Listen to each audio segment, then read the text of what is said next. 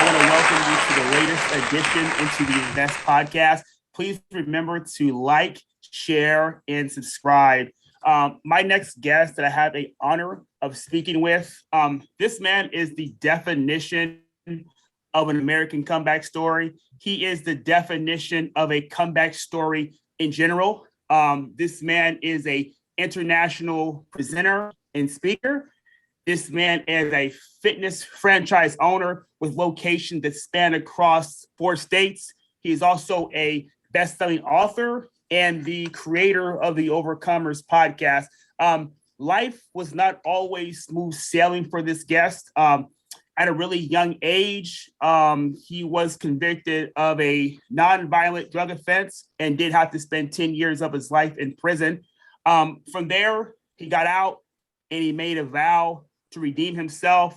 He made a vow to build a great life for himself and his wife and his daughter. I want to welcome Travis Barnes to the Invest Podcast. Travis, how you doing today? Jonathan, thanks for having me on the show. Excited to be here. Thank you. Man, Travis, it's an honor.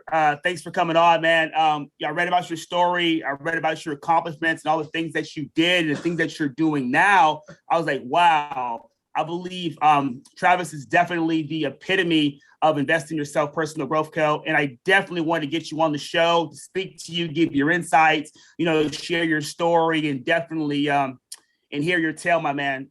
So first, what I always do is ask my guests where they're from, where they're calling from. Where are you from, Travis? Yeah, so right now we're on the Pennsylvania-New York border. Nice. Yeah. A little bit of PA, a little bit of New York. PA, man, the East Coast. You go a little bit this way and go to Philly, a little bit this way and go to New York City. Cool. Yeah. All right. Yeah. So, where were you born, Travis? Where'd you grow up? Sarah, Pennsylvania. So I was just a small town boy. You mentioned that wayward journey. Small town boy goes to Las Vegas, Nevada to find all that. Yeah. Nice. So Travis, man, I read that you were like growing up, you idolized like Hulk Hogan and like Rocky Balboa. Am I right? Yeah. I was growing up in a broken home, meaning that my father left when I was around 3. And when that happens, when there's not a male role model in the home, you find yourself searching for father figures and that kind of thing. And I was about 5, I think, when I found my first little Hulk Hogan set, my little Hulk Hogan workout set. Hey. So I wanted to ask you about that because growing up, like my heroes were Hulk Hogan and Rocky. I had a Hulk Hogan lunch pail. I had the Hulk Hogan, the little bandana. I had a t-shirt, I had the action figures. But when I heard about the weight set, I never had a Hulk Hogan weight set. So me just being that, old school wrestling geek, I had to ask you about that. Where did you get the weight set from? Kmart? Where did it look like? I'm looking for it. I want one.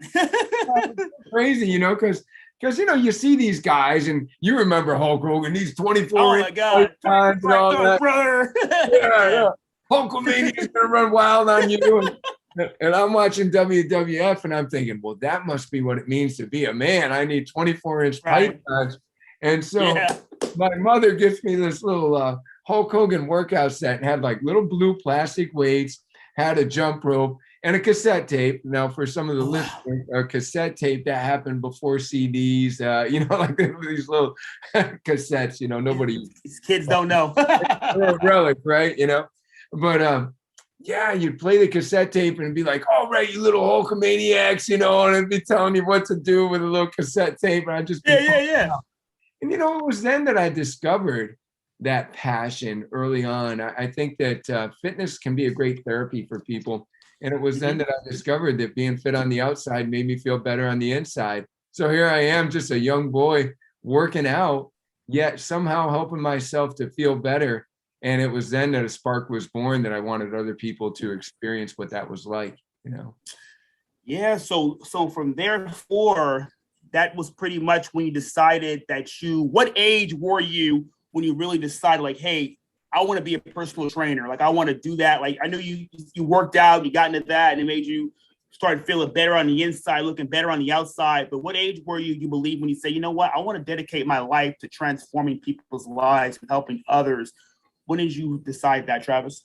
Yeah, I was a pretty unique kid in the fact that I was fortunate too. There was an owner in our town of a local gym called New York Muscle, and Oh wow. and he gave me the key so I could work out there in the morning before school. Nice. Now most kids won't get out of bed to go to school. I was getting out of bed to go to the gym and then go to school. For sure.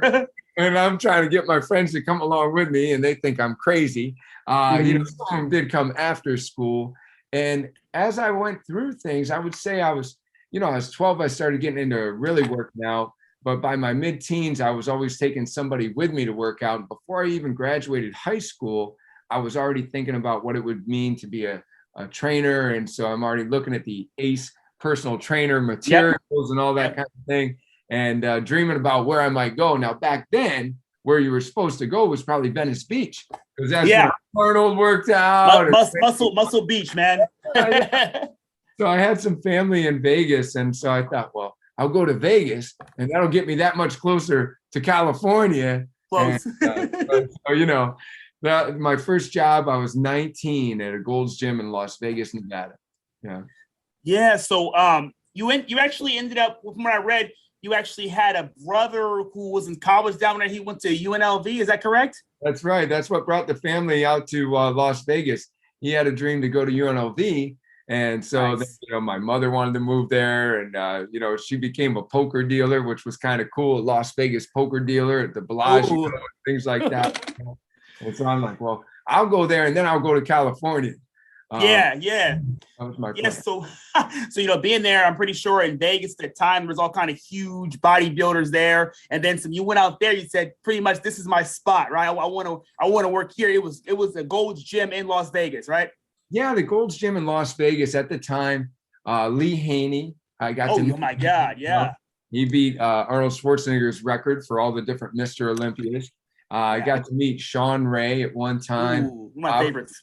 I was starstruck, I was God. Yeah. In fact, Lee Haney was helping Evander Holyfield train at one time, because he was moving up in the weights from cruiserweight, and around the time where him and Riddick Bowe were having those fights. And so people that I saw, I was an impressionable 19-year-old kid, and not having to do with any of the people that I just mentioned. However, there were a lot of bodybuilders there that were living an unhealthy lifestyle, and I did get exposed to that. Yeah, so I definitely we're going to touch on that for a second. So I know there was some drug use somewhere around that time, and I do know you being a young child and these other guys at the gym, you ended up getting kind of caught up in some type of a illegal drug dealing ring. Am I right? Yeah, well, pretty much. So it was a downward spiral, like I say, there were some people around me with some unhealthy habits, and I got introduced to a lot of things.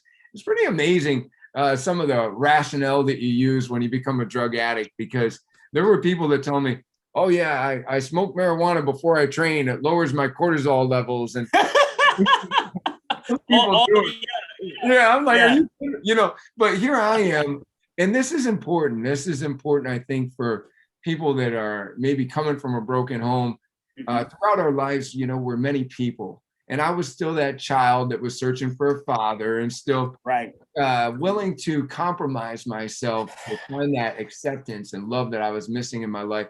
And so I did. Somebody's, I use cocaine for a diuretic. And I'm just like, all of a sudden, I'm like kind of caught up in this moment of peer pressure and thinking that I am what other people think of me, wanting to be accepted, not really understanding who that authentic Travis is, not really finding that self-validation. And so it took me on a downward spiral.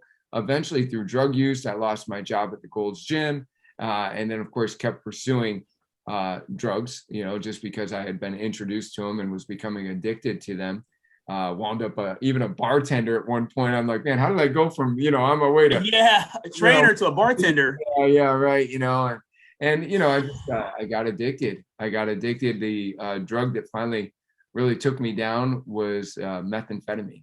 That was the drug. Yeah. So I want to ask you, Travis, when you did get popped and you did go to prison, you were using drugs pretty heavy at that time when you went to prison. Am I right? Yeah. Oh yeah. Yeah. No, I was, and that's how addiction goes. And, you know, I think that there's a misconception, and for any listeners that are fortunate enough never to be too involved in that kind of life, you know, addiction is like, at first you're just kind of giving somebody your money, and then you've given them too much of your money, and plus you've gotten too addicted to be functional. So then the next step is, oh, well, maybe I'll find somebody else that wants some, and then I can, you know, still get high and, you know, do them. Yeah. You know, and it just evolves into, it escalates into something, a lot of criminal activity to support an addiction. And that's really what wound up happening with me, is just more and more deeper and deeper into that lifestyle, and all stemming from addiction, not stemming from a desire to be Tony Montana or Pablo Escobar. I wanted to be, you know, that was pretty high. Yeah. So I would say, would you say that possibly going to prison and getting popped, that kind of what stopped your drug use? Would you even say that that is possibly that it may have saved your life, Travis? Would you think so? It saved my life. And you know, I've often thought of this, you know, because whenever you think about losing a decade of your life, you say, would you want to get those years back? Because it feels like lost time. It saved my life, and because of how I approached it, I could never trade it either, because it made me the man, the husband. You know, diamonds are made under pressure. I'm enough to where the pressure was the thing that really helped me to change and be more of who I could be in this world. You know. Okay, so getting convicted and you had a 10-year bid, was that? So you basically got you were selling drugs when you got caught, and that was the case that sent you away for a decade. Am I right? Yeah, actually what happened was, you know, I was involved in drugs, and, you know, I did a lot of things that have to do with, you know, supporting your addiction. But what happened is I drove in the middle of a federal investigation. A friend of mine had asked me for a ride. Oh my God. I knew that he was going to be picking up things that had to do with making meth, you know, it was oh, no. Which is kind of interesting, you know, because when you go to jail for 10 years for Sudafed, you get put in prison with like some murderers, right? I mean, the first guy I was chained to at the hip, he had a swastika on his forehead, and oh my God, I was like, you know, what are you in for? And he replies to me, he says, institutional murder. And I said, oh man, oh, wow, he killed somebody in prison. Yeah. He said, what are you in for? And I'm like, Sudafed. You know, you know, I mean, totally different sides of the street. Right. And now I should tell you, I was originally sentenced to 188 months. I was sentenced. I was sentenced outside of my guidelines. I had to appeal it to actually get the 10 years that I wound up doing. So when you're sentenced to a great amount of time, it really doesn't matter. It's just, you know, a lot of these security levels, they kind of put you in with people that are also doing about that amount of time.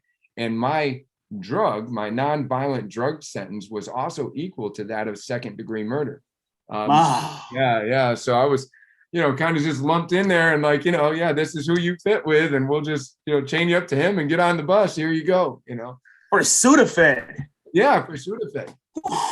Wow. So being in there, like, hey, I got to do this time. There's no getting out of it. How did you make use of your time? What did you do in there to try to be productive? Did you help other people with training? You know, what did you do in those 10 years, Travis? Yeah, you know, and I'm going to say that it didn't happen overnight. You know, at first I went there and I felt terrible for myself. And, you know, you have all these depressive thoughts. You even contemplate taking your own life because you wonder whether or not you can do that kind of time. Really, seriously. And, you know, you know how you sometimes say things like, you know, oh, man, I can't stand myself, or I'm driving myself crazy. Yeah. I would have to say that we do have two selves. And so, you know, one night that other self had a talk with me. And said, Travis, you've been very selfish up until this point. You know, now you're thinking about poor me. And, you know, the only thing that you can really do that would be the right thing to do is to be the best father and be the best husband that you can be from in here. And so from there, I started making a decision that if I ever got a second chance at life, that I was just going to be a totally different person, you know, and I was going to write my wife every day, and I was going to write my daughter every day. And I started doing things like I drew the face on the pumpkin at Halloween, and I drew a treasure map at Easter, and I'd half color a Christmas tree, and we'd color lots of pictures together through the mail. And as I went, I made prison I made it my college. I made it my gym. I made it my mission field, honestly, because I had this skill set where I like to help people get healthy. And so there were always these guys, hey, I'm going home in a few months. Can you help me lose 30 pounds? Yeah. And we come out looking good, hit those gates.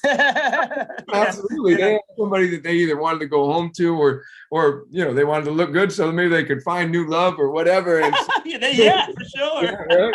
Yeah. And so they'd be like, I'll give you some stamps or whatever. Back then I'm training people for stamps or maybe some tuna fish from the tuna cans. I heard of tuna's like gold in there here, man. Oh yeah, that's prison currency. And they're like, I'll get you some commissary and you could write me a workout program and we can go to the gym together. And of course, I just wanted to share my passion for changing lives with people, through fitness. And so during that time, I even wound up teaching adult continuing education on nutrition courses. I taught adult continuing education on how to become a certified trainer. I would train people.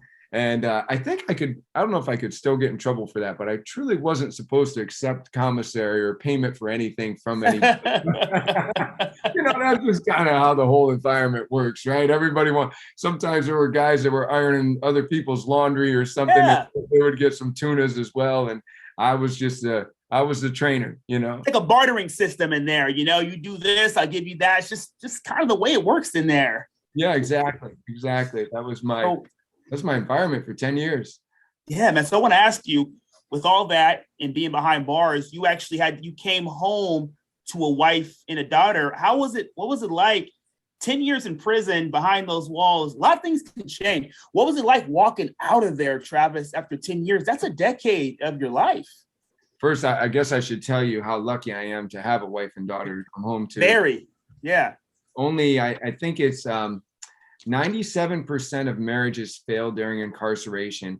Yes. And of those, I think it's a very high 90 percentile, maybe 98% fail within the first 6 months after coming home because they've gotten used to living separately and right. Self-adjustment. And I remember contemplating, with my wife early on. I said to her, maybe you shouldn't bring our daughter to some place like this, and it still chokes me up and makes me emotional because she said she's got to know that she has a father, That's awesome. And, she stuck with you. Yeah. And so she would be so dedicated that she even you can only get 12 points to visit people. And once you spend your points in a month, you're done visiting. So you get 2 points for Saturday and Sunday each. And you get 1 point for Friday. So she took a job that allowed her to have Friday and Sunday off so that she could come visit and get every weekend. Because you see that you would only get 3 weekends if you use like a Saturday and a Sunday. So she was that dedicated. And so coming home, I really wanted to do my best to thank her for that kind of dedication. And so I had definitely continued to educate myself. And that was through her support as well. Every time I told her I wanted to take a new certification.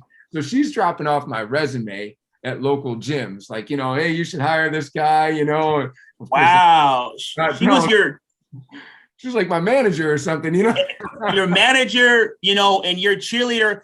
When I read that, basically she stuck with you for 10 years, I'm like, wow, this is an amazing woman, because you don't hear those stories. No. You don't hear about you hear about doing 10 years and you get out of jail, and then she, the wife's usually remarried and she has a new family and everything like that. I think she saw something in you. She saw potential. I think she saw when you were in there, you started to make a lot of use of your time. I think she saw that you were going to be a better father and a better husband, a better man when you got out. And I believe that's why she decided to make that investment and sticking with you, Travis. That's awesome, man. And to her credit and to her family's credit, we just went recently and celebrated her parents' 50th anniversary. And wow. What she'll tell you is, yeah, of course, she's always been my biggest cheerleader and she's always believed in me the most. That being said, she made a decision that's uncommon nowadays, which is that when she got married, she wanted to stay married. She did it to stay married, and so that was just kind of her stance that she was taking. And I would have definitely, I'm almost certain I would have gone a different path without that kind of support, because I mean, eventually, you're just feeling sorry for yourself and no one's visiting, and, maybe you start to give up on life. So, when I came home to a job call that she had arranged for me, I was determined that she'd been struggling all this time. Thank God for family. She even lived with my mother. And so I was like, okay, I'm going to get them a home of their own. And I'm going to get them some things that they haven't had. Right. And I got a call from this gym, and they were calling me while I was in a halfway house.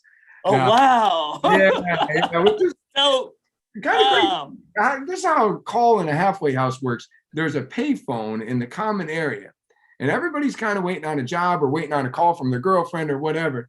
Somebody. So it sounds like you got a lot of roommates when somebody's trying to call. And sometimes these guys aren't all about making sure you get your call. They might be waiting for a call from their girlfriend. Give it a fuck. I know, right? Exactly. So like this company had to call a few times, and by the time they got hold of me, they're like, "Yeah, we've been trying to get in touch, but we got your roommate a couple of times, and one time a fax machine." And I'm like, yeah, I'm just going through a little transition right now. Right. Thank you for calling. Can we meet up? Yeah.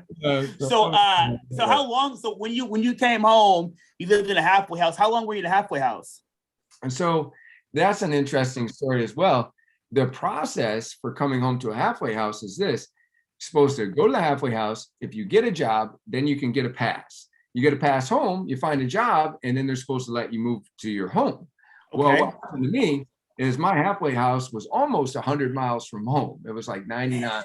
And so I got my first job, which was in a laundry. So I'm in a commercial laundry, taking clothes out of a washer, stuffing them in a dryer. I got this guy yelling over my shoulder to hurry up, but don't drop anything. And, I'm just like, working my tail off in this hot laundry that I got to walk back and forth to. Mm-hmm. But that was the secret to getting a pass home.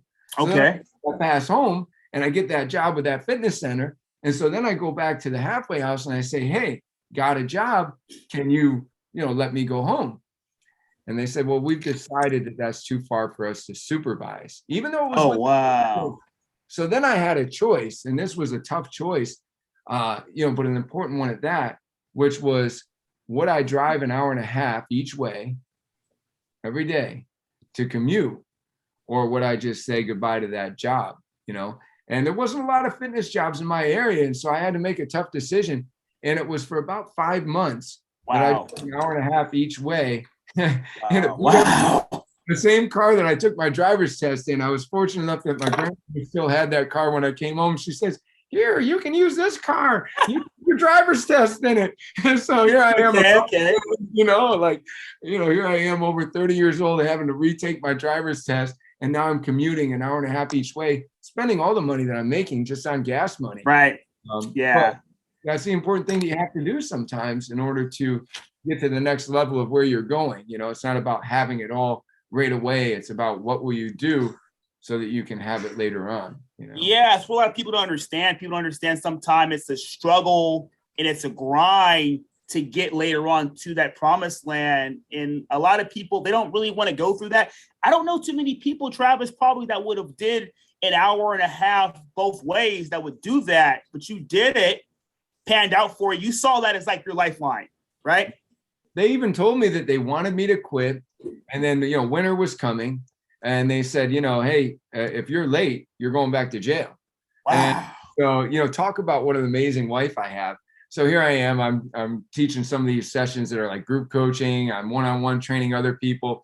And my wife would sometimes leave a snack in the car because there was literally no time for me, even after like the cool down, to hang around and talk to the members. Because they know my hours and they know what time I got to be back. And they get to be in a halfway house by that time, right? Yeah, and they don't, based on what I know about the halfway house, they're not really. No. Late. You're late. Yeah, if you're late, sorry, you're going back. And I'm like, wow. Because in the Fed, you have 15% good time.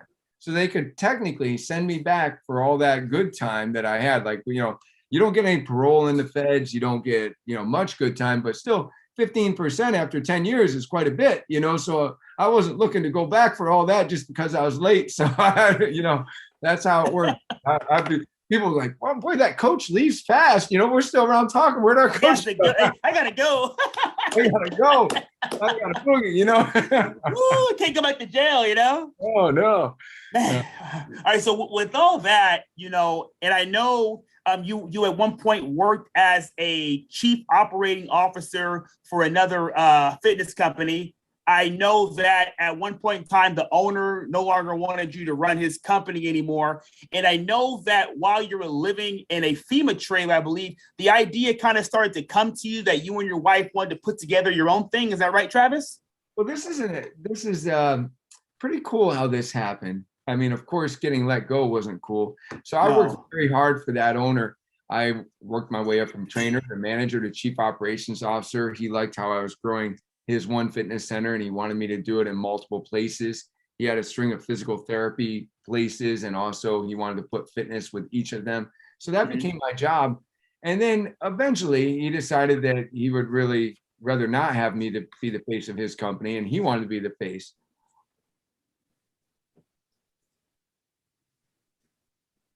Oh no. I mean, I can still hear you, Travis. Okay, good. Okay, just making sure. I thought that cut out for a second. Forget. So yeah, oh no is a good expression anyway with that. So because he says, you know, he wants to be the face. And so just prior to that, about almost a year, we had our home flooded to the second floor. We were working nights and weekends to rebuild it because we had no insurance. We're living in a FEMA trailer. And now it's the holidays. It was shortly after Thanksgiving that he let us go. So now we're like, what are we going to do? And at first I was contemplating other lines of work and other jobs, but my wife and I, my wife had started working with me by this point. She was also in that gym. We became traveling trainers for a period of time. Okay. This opportunity, you mentioned being in the FEMA trailer where it was all kind of coming together. Well, here's how it worked. My father was going to church with this lady, Rosa Giamichael.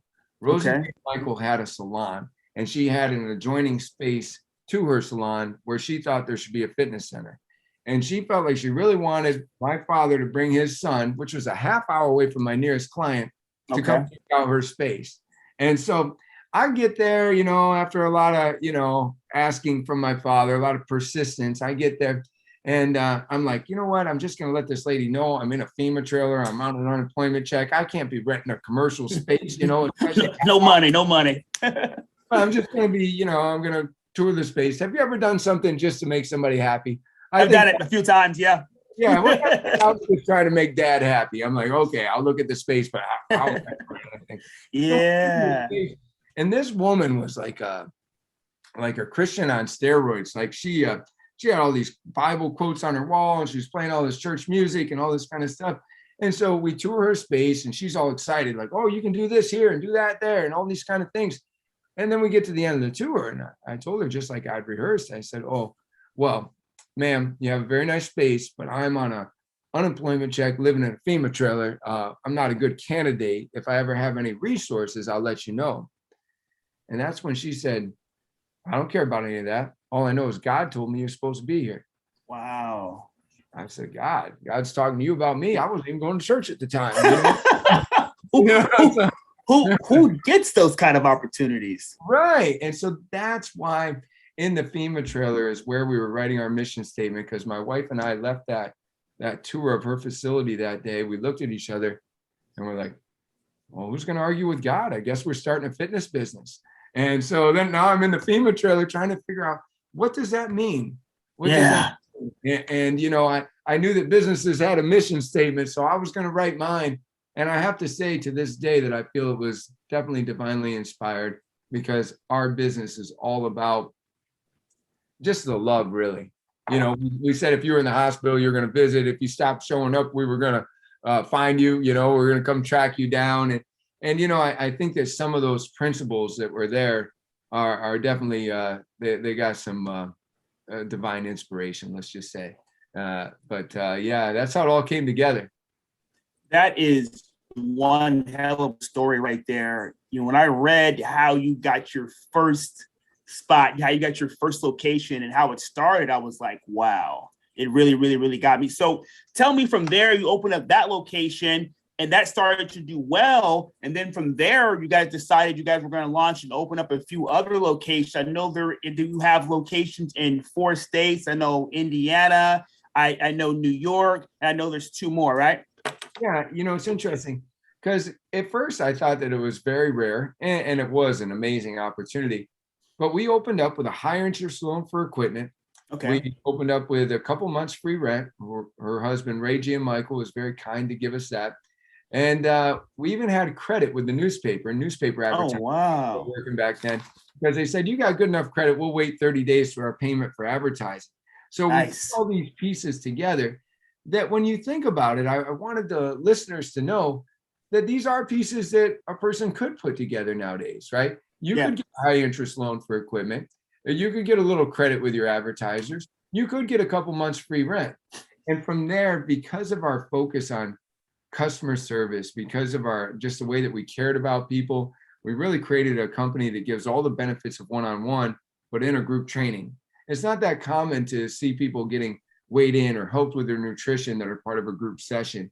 It's definitely not that common to see them getting medals hung around their neck for 20 pounds of weight loss. But wow, just known, what was going on with people, and we've always celebrated them for who they were and customized things for their limitations and for their goals. And because of that focus on customer service, we quickly expanded. Within 6 months, we were taking over another adjoining space. Curves was moving out, and we were moving in. We were punching a hole in the wall, expanding. Wow, I love it. There, it was just, I knew I had opened up multiple locations for someone else, and I was a bit of a systems guy. Like, I knew that it was important to have systems in the business and let those systems run the business. And so we started having our eye on a second location and looking for great quality coaches that we could do those things with.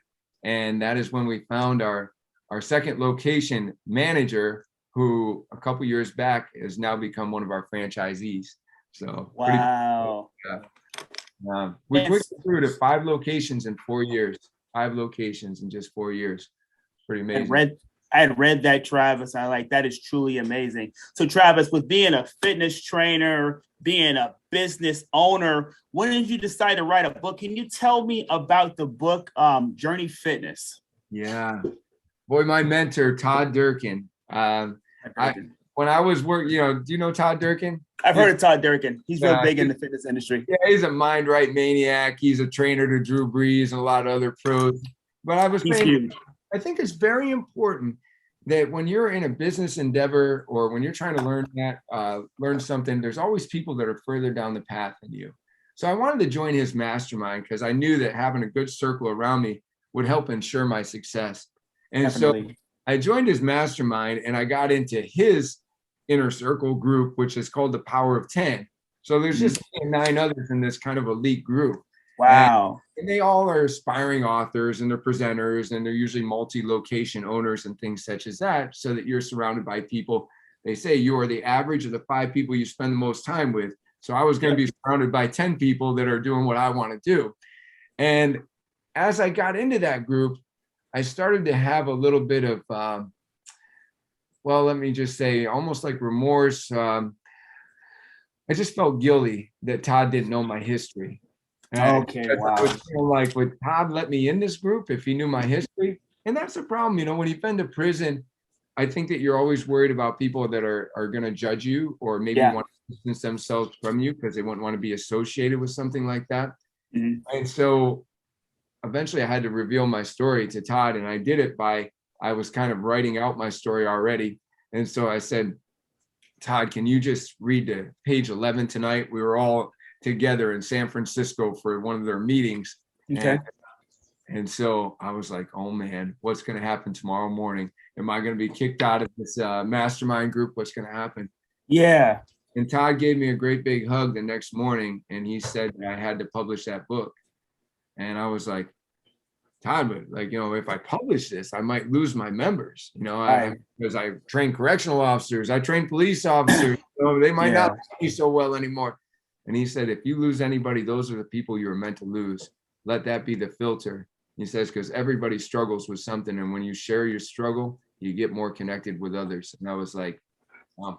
And so it was his encouragement and the help of Greg Justice, that Greg Just is just another member of the group. He's a publisher now and author of 23 books. That they said, you got to write this book and share this story with the world. Had to share it. There it is. That's how it went down.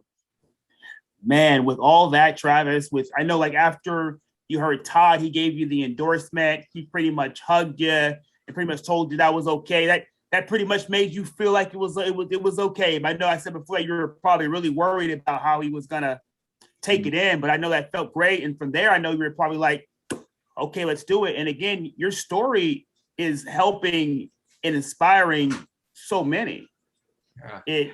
It's been a real honor to have different people. I've even been approached by law enforcement to speak to either in a prison or to speak to one of their family members that was struggling with drugs or getting on the right path.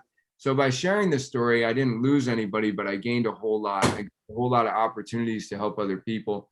And so that's a good takeaway for listeners as well, that if you feel like you're carrying around a scarlet letter and that you're worried what others might think of you, it's that everybody struggles with something, and that when we share those struggles, we get more connected. So it's led me to a lot of great places, just to speak at conferences or to speak in a prison or to speak at a school and just share with people. And it's my prayer that it's been life-changing along the way for at least one person, but hopefully more.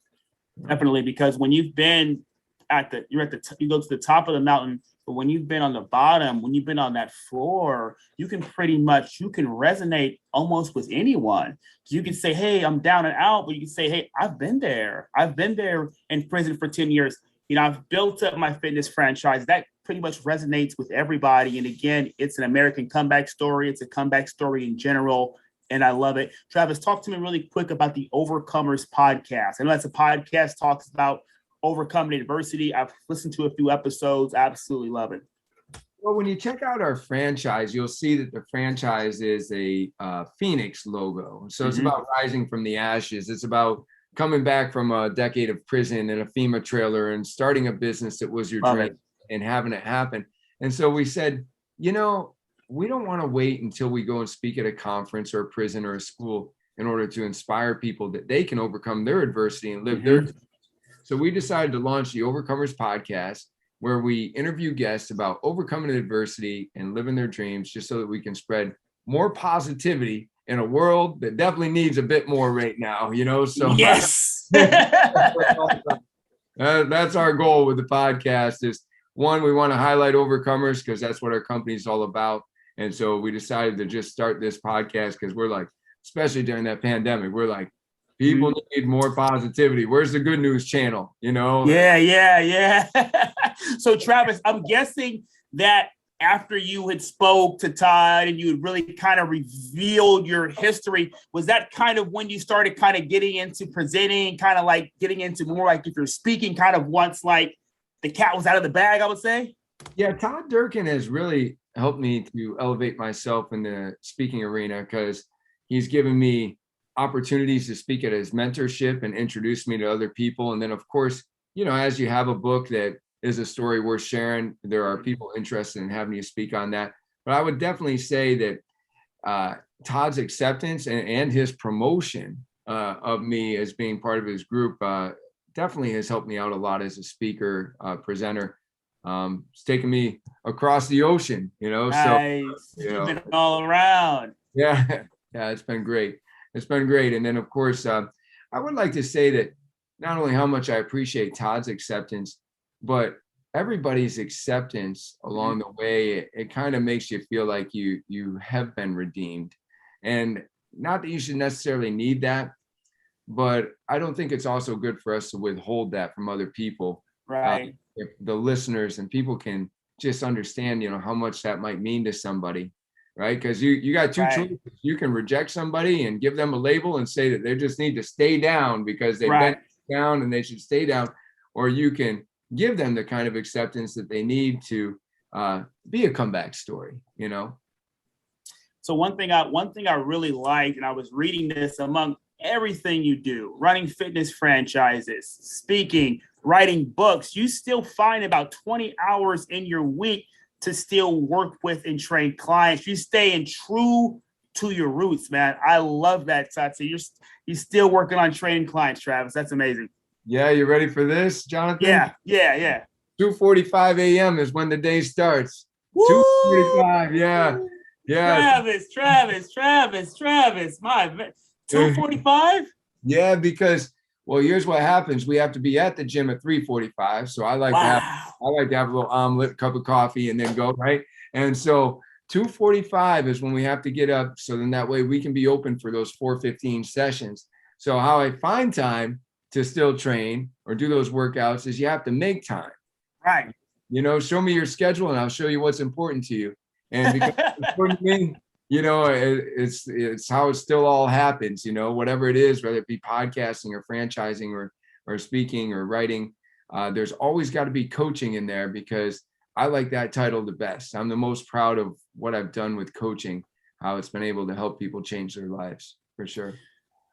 Man, Travis, so trainer, author, and you also help other fitness professionals with their businesses and things of that nature. Am I right?